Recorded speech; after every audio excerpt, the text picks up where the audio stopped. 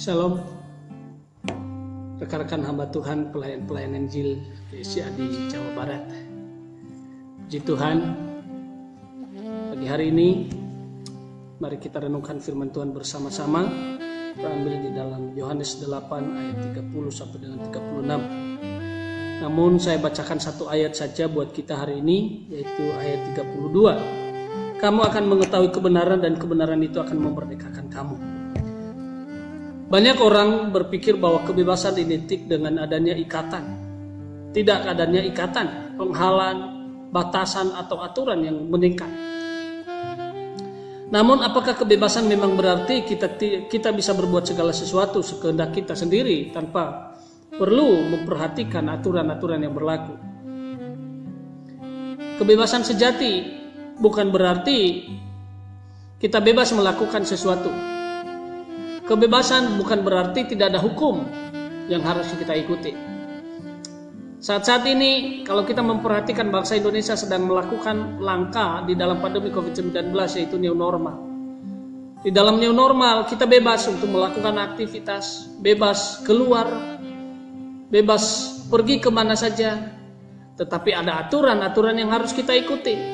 Ada protokol kesehatan yang harus kita taati untuk menjaga keselamatan kita, juga keselamatan orang lain, juga keselamatan keluarga kita.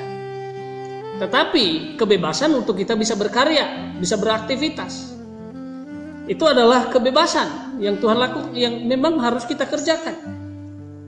Lalu kebebasan sejati di dalam Kristus adalah bukan bebas dalam melakukan aktivitas, bukan hanya kebebasan dalam melakukan apa yang menjadi aktivitas, apa yang menjadi pekerjaan, apa yang menjadi kegiatan yang harus kita lakukan.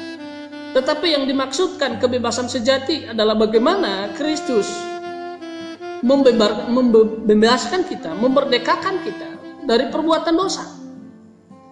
Lewat kematian Kristus, lewat pengorbanan Kristus di kayu salib, kita dibebaskan dari segala kuasa dosa. Yang tadinya kita status sebagai hamba dosa, kita diubahkan menjadi anak Allah.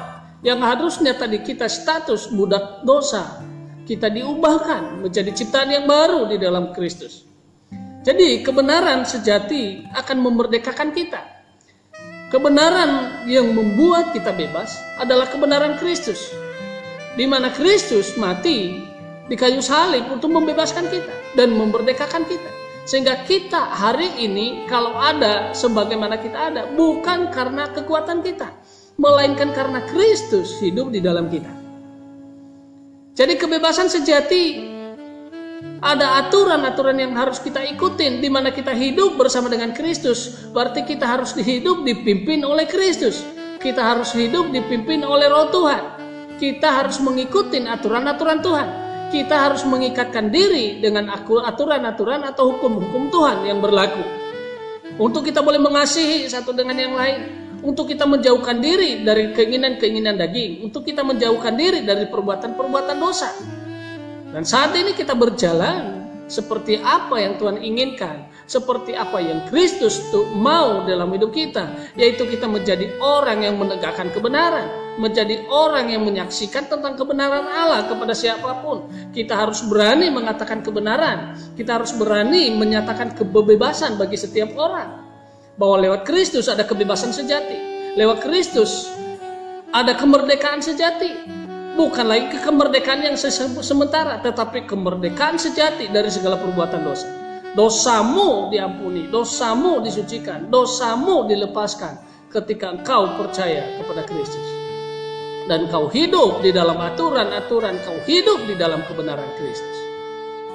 Jadi rekan-rekan hamba Tuhan, jemaat-jemaat yang terkasih dalam nama Tuhan Yesus Kristus, lewat renungan pagi hari ini, mari kita berjalan dengan kebebasan yang Tuhan berikan bagi kita. Sebagai kebebasan sejati, kita sudah diampuni, dosa kita sudah dilepaskan. Kita bebas dari pikiran-pikiran negatif, bebas dari keinginan-keinginan daging, bebas dari hal-hal duniawi, bebas dari segala dosa yang sedang mengintimidasi hidup kita.